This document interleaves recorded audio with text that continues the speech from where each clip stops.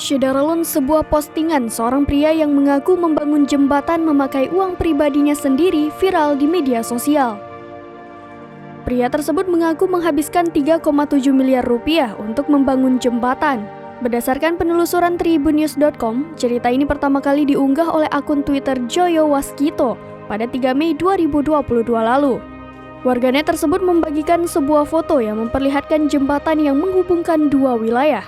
Akun Twitter tersebut menuliskan dalam keterangan bahwa dirinya sosok di balik keberadaan jembatan ini.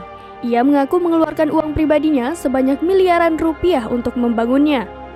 Sementara lokasi jembatan berada di Dukuh Kedung Jogo, RT 15 RW 2 Desa Kecapi, Kecamatan Tahunan, Kabupaten Jepara.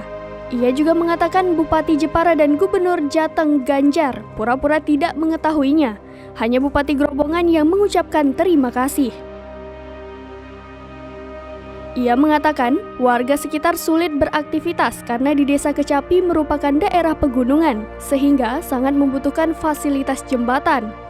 Belakangan diketahui pemilik akun @joyowaskito sekaligus pembangun jembatan bernama Kholil.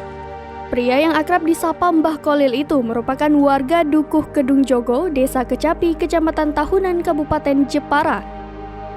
Kholil mengungkapkan niat awal membangun jembatan itu untuk membantu warga sekitar terutama saat berangkat kerja. Pasalnya belum ada jembatan, ungkapnya kepada Tribun Muria. Banyak warga yang susah payah menyeberangi sungai tersebut. Atas dasar rasa prihatin itu, pria yang akrab disapa Mbah Kholil bertekad membangun jembatan.